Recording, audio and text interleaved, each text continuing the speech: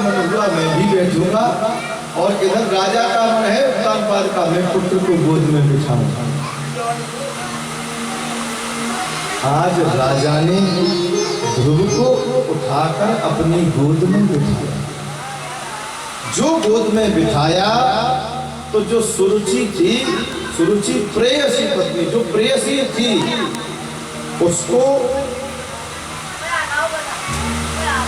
मन में ऐसा हुआ, ग्लानि हुई कि कहीं मेरा पुत्र इस गद्दी का अधिकारी है और ये दूसरा पुत्र जो है ये उस अधिकार को छीनना चाहता है।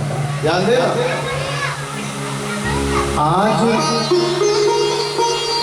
सुरुचि ने ध्रुव का हाथ पकड़ा, बाह पकड़ी और गोद से नीचे उतार दिया। जो नीचे उतारा है, ध्रुव ने कहा माता मुझे नीचे क्यों उतार रही हो, मैं भी तो आपका ही पुत्र हूं।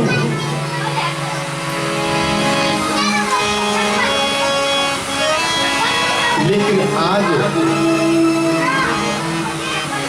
सुरुचि कहने लगी तपसा आराध्य पुरुषम तस्यैवा अनुग्रहेण मे गर्भे साधयात्माना यदीक्षसि नृप आसनम। तपसा आराध्य पुरुषम, अगर गद्दी पे बैठना है ना, पिता की गोद में बैठना है, तो उस परम पिता परमात्मा की जो आराध्य पुरुष है उसकी तपस्या करो। तपसा आराध्य पुरुषम, और जब तपस्या फलीभूत हो जाए ना, तपस्या सफल हो जाए, तो उस तपस्या सफल होने के बाद वरदान मांग लेना। जब उसका अनुग्रह हो तो मैं गर्भ है, मेरा गर्भ उससे मांगना। मैं गर्भ है साधयात्माना, जब मेरे गर्भ में तुम आओगे, मेरे गर्भ से जन्म लोगे, तब यदि क्षसी नृप आसनम, तब इच्छा कर सकते हो राजा की गोद में बैठने की। यहाँ सुरुचि ने अपने गर्भ को भगवान से भी बड़ा बता दिया। भगवान से बड़ा अपना गर्भ मान लिया गया। यहाँ भगवान का अपमान हुआ, भक्त का अपमान हुआ। सही बताना, जहाँ भक्त और भगवान दोनों का अपमान होगा, क्या वहां पर ध्रुव जैसा पुत्र रह पाएगा, टिक पाएगा?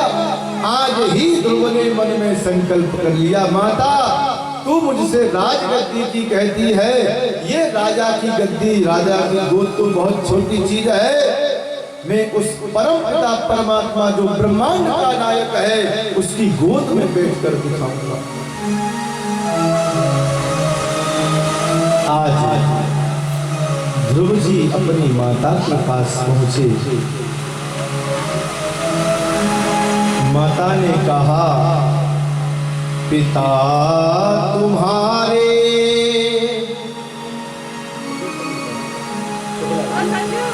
वो नारायण है,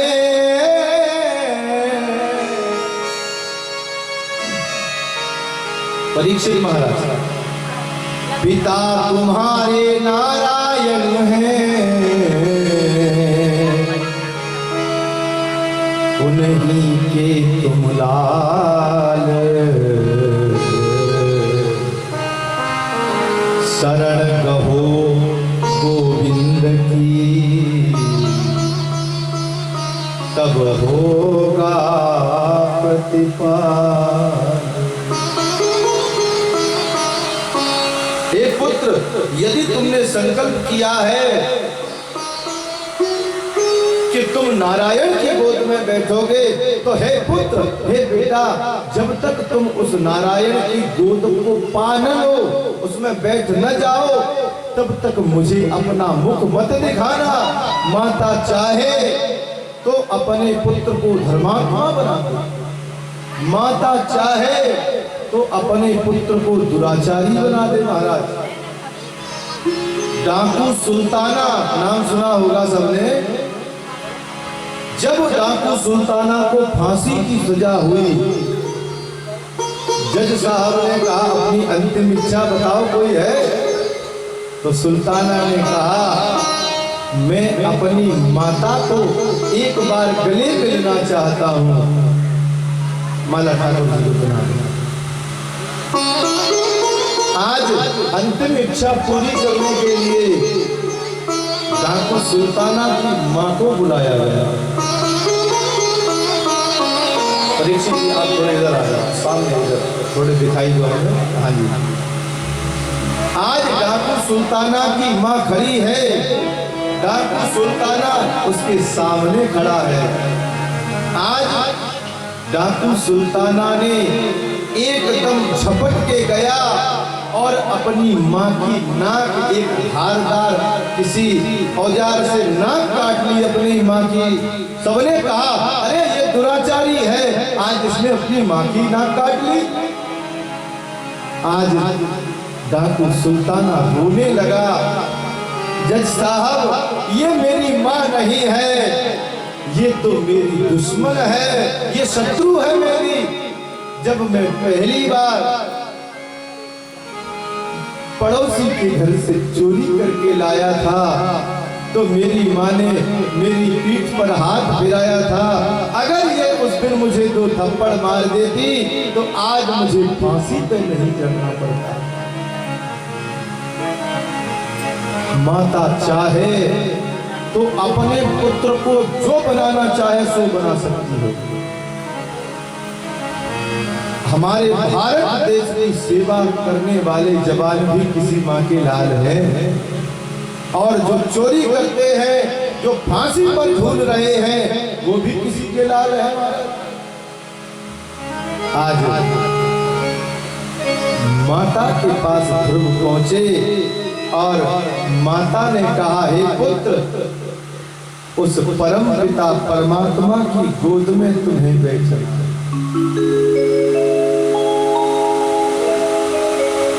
तज के अभागन मान को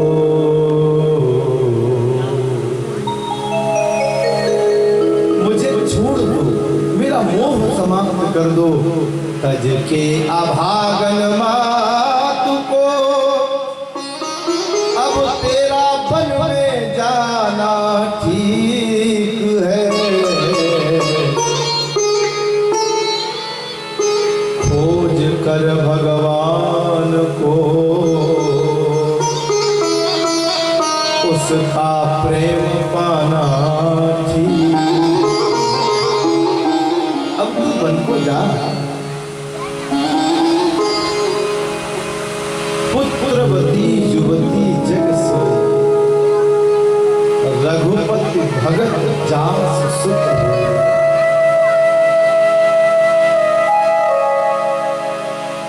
ध्रुव बोले बस मां रहने दो,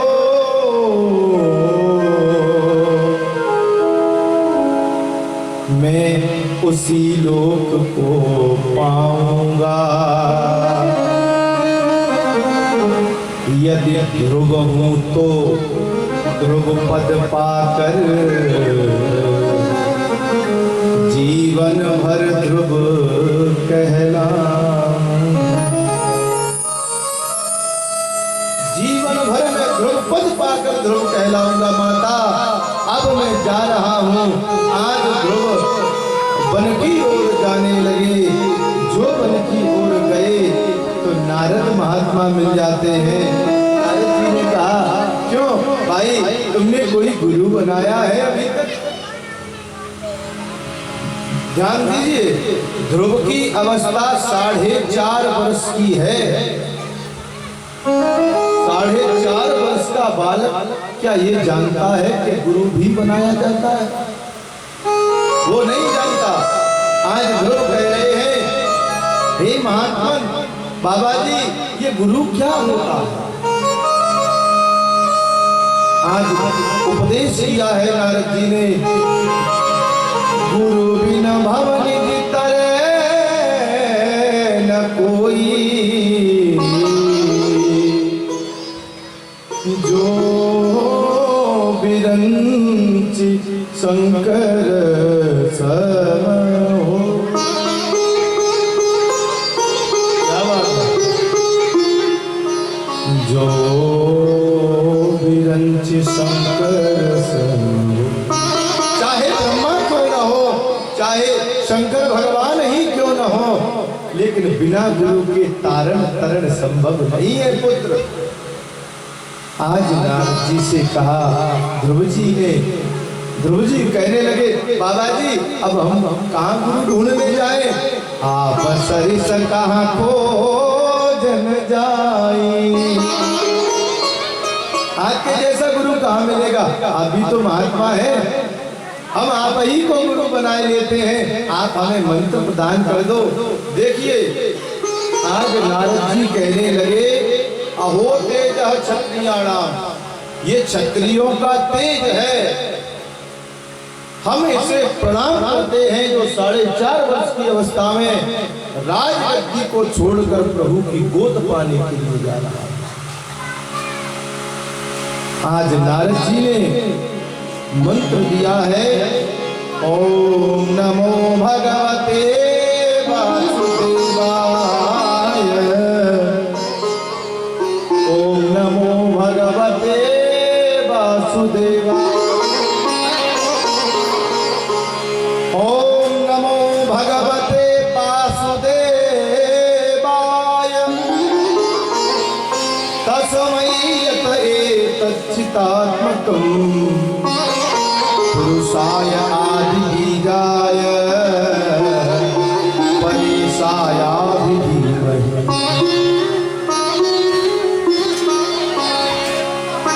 ओम नमो भगवते वासुदेवाय, भगवते वासुदेवाय, ओम नमो भगवते वासुदेवाय। मीठी मीठी तालियों के साथ सभी माताएं बहनें भाई बंधु, ओम नमो भगवते वासुदेवाय, ओम नमो भगवते वासुदेवाय, ओम नमो भगवते वासुदेवाय, ओम नमो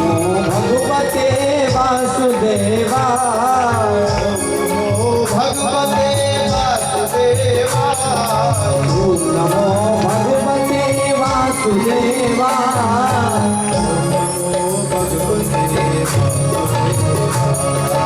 ओम नमो भगवते वासुदेवाय,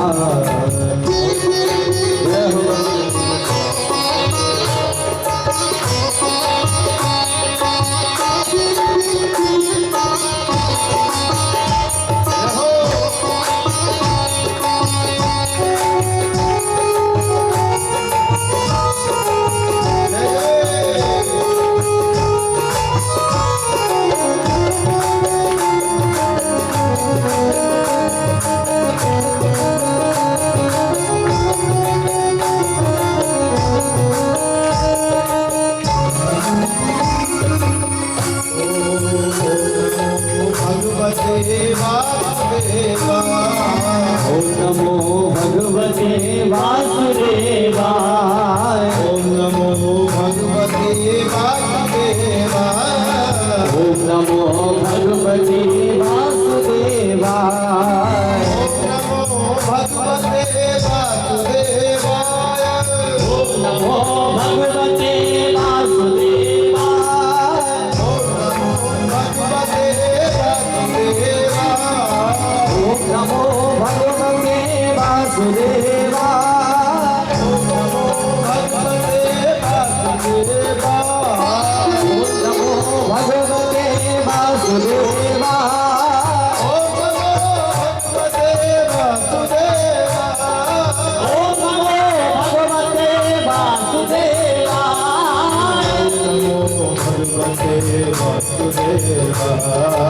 ओम नमो भगवते वासुदेवाय।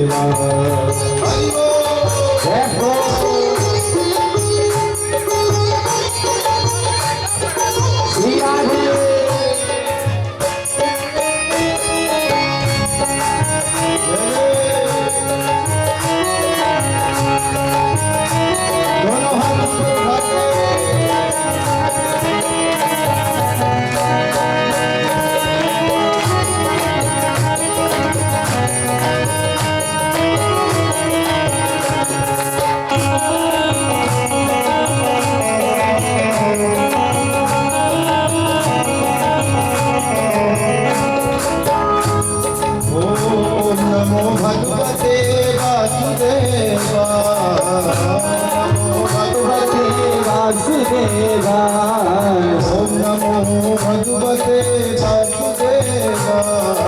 ओम नमो भगवते वासुदेवा। ओम नमो भगवते वासुदेवा। ओम नमो भगवते वासुदेवा। ओम नमो भगवते वासुदेवा।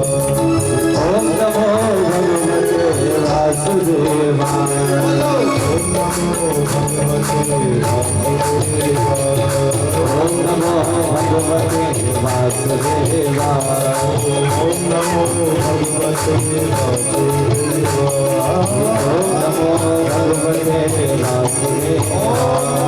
भगवते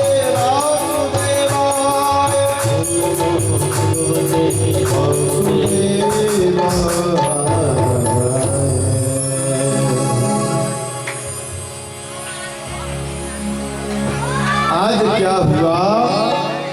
नारद जी ने मंत्र दिया है लोगों को, आज तपश्चर्या करना प्रारंभ कर दिया है। बोलिए संत भगवान की जय हो। आज तीन दिन के बाद कपित्थ माने केंथा और बधिर माने बेर के फलों का भक्षण कर रहे हैं। ध्यान देना, तीन दिन के बाद केंथा और बेर के फलों का भक्षण कर लेते हैं और जल पीकर फिर तपस्या के लिए बैठ जाते हैं। 3 दिन बाद 1 महीने तक यही क्रिया चलती है। मानो ध्रुव जी ये कहना चाहते हो कि भजन करना, तपश्चर्या करने का भी एक विधान होता है, विधि होती है। तीराक्रांते कपित्थ बधिरासनः। 3 दिन के बाद केंथा और बेर के फलों को खाते हैं। 1 महीने ऐसे ही चला और दूसरे महीने में